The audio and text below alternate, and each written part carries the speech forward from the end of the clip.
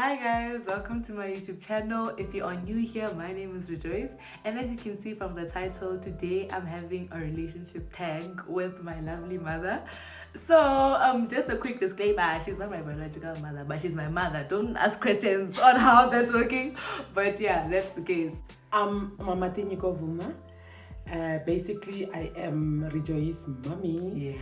Yes. As much as she's not a biological one, but she is my daughter. And we are here to rock relationships tag today. Thank you. Yes. So, first question, what's your opinion on fat and sit? And those who don't know, fat and sit is basically living with your boyfriend when you guys are not married and you do everything. You say laundry, you cook, and blah, blah, blah, blah. So yeah, mommy, what's your opinion on that? Thank you. I think I am, should I call it naive? Or a bit of old school, and maybe if I merge it with religion, I'm the typical Christian mother, and for some good reasons, I have done research on other religions like Islamic religion and Hinduism and others. So the story remains the same. Fat and sad,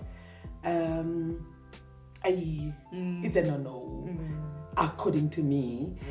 And if you would want to know why it's a no-no, it's because you go out there as a girl child, for example, and maybe I'll be talking about girls because I'm a mother of girls, and you stay with this young man and you do laundry, you cook, and the end that Rejoice was talking about is that you even share the blankets together, and at the end this thing does not work out. So already your personal emotional dignity is compromised in a way, because you will want to meet somebody again in life and they say, oh wow, that girl that was staying next door with Tibos or with Tapa or with Dinyiko is now staying with that other boy. So for me, to be honest, if I have to answer,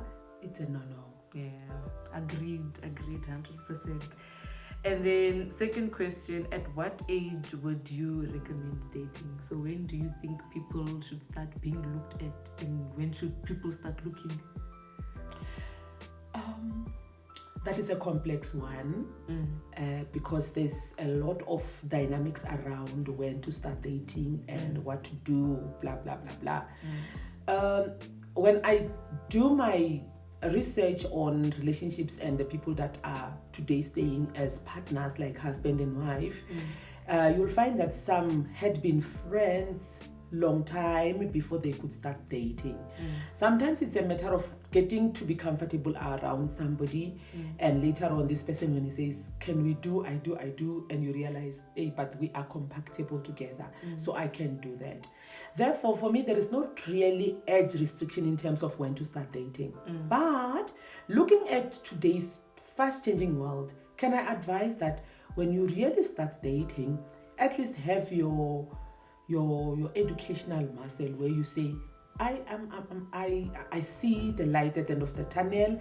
I'll be able to stand and fend for myself. Should we call this I do, and I'm not waiting as a girl child waiting for Tibos to bring home tomatoes and stuff. That happened in the past.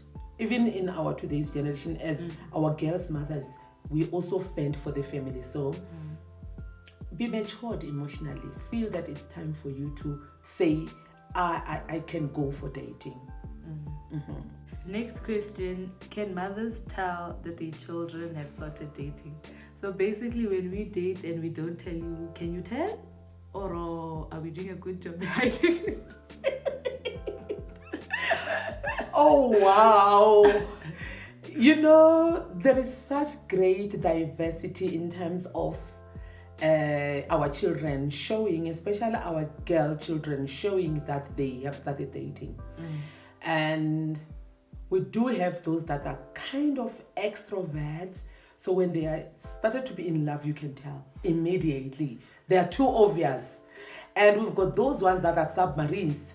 So Yay. they can truly and surely hide it that when now, bam, I have been dating for the past 5 years, mother, Yay. you say, oh no, like really? You were dating under my nose and I never got to see. So yes, for some children you can tell, and for others, you can tell. Yeah. Okay. Why do you think we don't tell you that we're dating? So in a case where a child doesn't tell their parents that they're seeing someone, why do you think that's the reason that we don't tell you?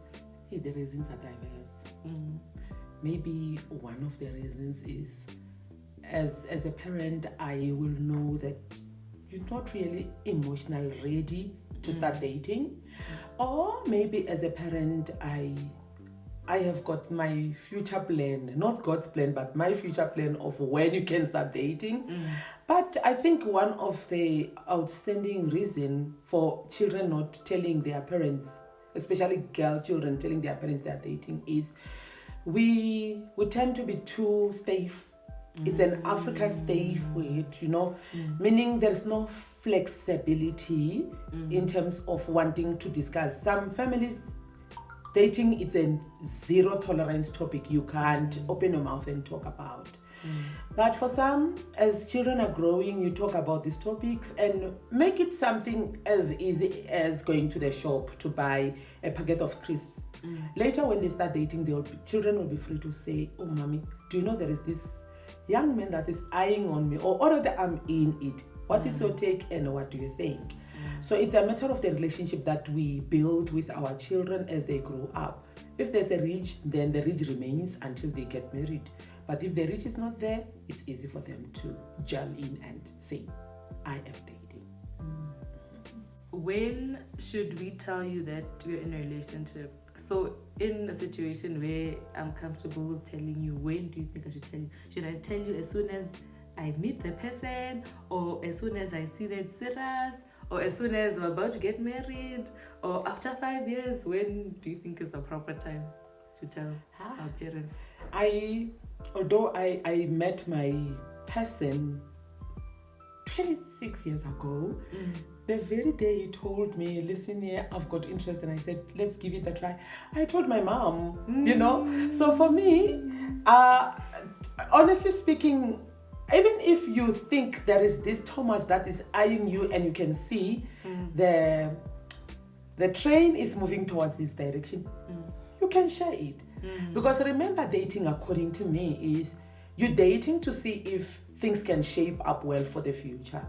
But dating does not guarantee marriage. Don't forget that. And because it doesn't guarantee marriage, share, talk about it, so that later on, when you have something that breaks your heart about this dating story, you are able to go back and have a shoulder to lean on. So for me, it's anytime. It's tea time, depending on how free our children are. But the sooner the better, because if you are dating, and we trust you as parents, we trust you that you are dating, and Peter is going to come, take you out for ice cream. I know it's ice cream that you buy from Milky Lane. Nothing more, nothing less. You should be free to say, Mommy, Peter is coming. Not trying to sneak out and say, my friend Grace or my friend Tinsualo is taking me out. You understand? So it makes life easy. And remember, today we need to be very careful.